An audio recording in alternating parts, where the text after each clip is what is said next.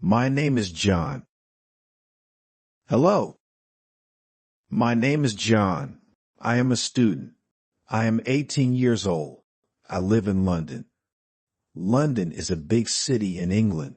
I speak English. I like to read books and watch movies. My favorite color is blue. I have a dog. His name is Max.